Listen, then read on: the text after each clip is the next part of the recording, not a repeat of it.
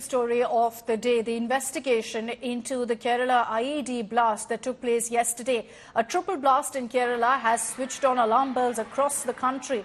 The toll in the Sunday Convention Centre, unfortunately, has risen to 3. And this after a 12-year-old girl succumbed to burn wounds today. India Today has also accessed the NIA probe details, which revealed that low-grade explosives were used in the IED device.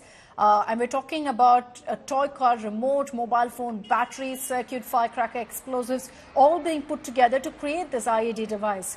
These explosions, which killed 3, took place where 2,000 members of the Christian denomination Jehovah's Witnesses had gathered for a prayer meet on Sunday. Chief Minister Pinarayi Vijayan has held an all-party meet to discuss these blasts. A resolution was also passed that state leaders shouldn't allow any kind of hatred to be spread about communal hate spreading in Kerala. എപ്പോഴും വിഷാംശമുള്ളവർ ആ വിഷം ഇങ്ങനെ ചീറ്റിക്കൊണ്ടിരിക്കുകയാണ്. പൂർണ്ണമായും വർഗീയ വീക്ഷണത്തോടെ വന്നിട്ടുള്ള ഒരു നിലപാടാണ്. പക്ഷേ ഇദ്ദേഹം ഒരു മന്ത്രിയാണല്ലോ.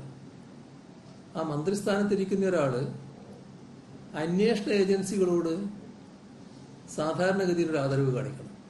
There is a history of appeasement of radical elements by both the Congress and the left in Kerala.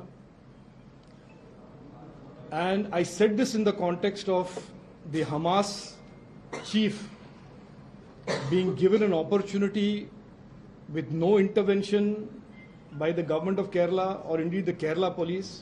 When we draw the attention to protecting our youth against radical elements, we are communal. We are the Vargiyavadi.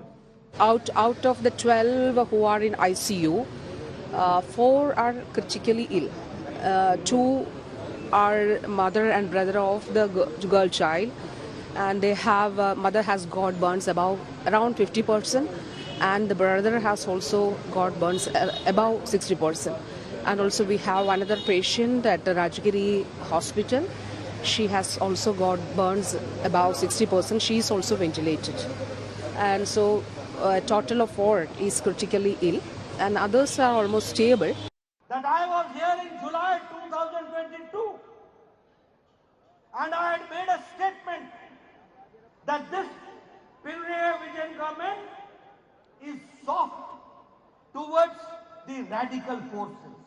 But there is silent convenience which gives the space to the radicals to go forward.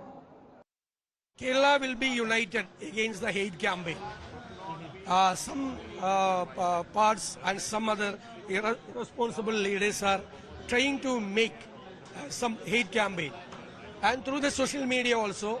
So our stand is very clear that we will be united to address these issues.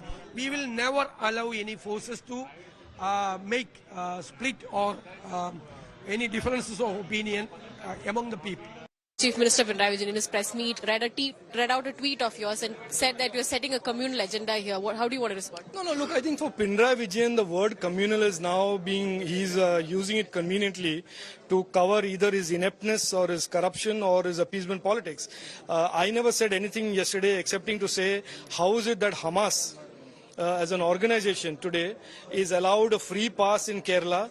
How is Hamas's chief, after just 10 days after creating rape, murder, beheading of children, is allowed to address youth of Kerala and incite them and radicalize them with not even one effort from the government of Kerala to prevent it from happening, even though it is against the law, it is against the IPC, it is against the constitution. And when I raise these uncomfortable questions, he says, I am a communal person. And he goes on to say, I spit poison against a community. I never mentioned any community. I only talked about Hamas as being the terrorist organization.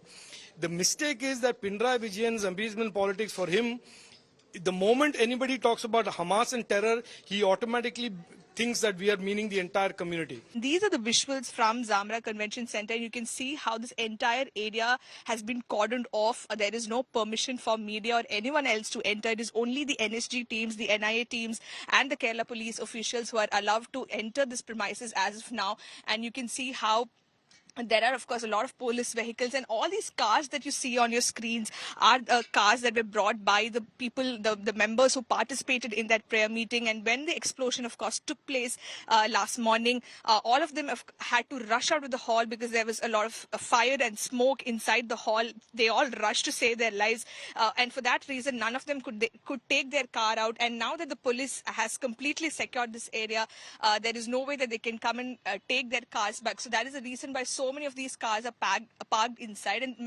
several belongings of all these participants are also still inside.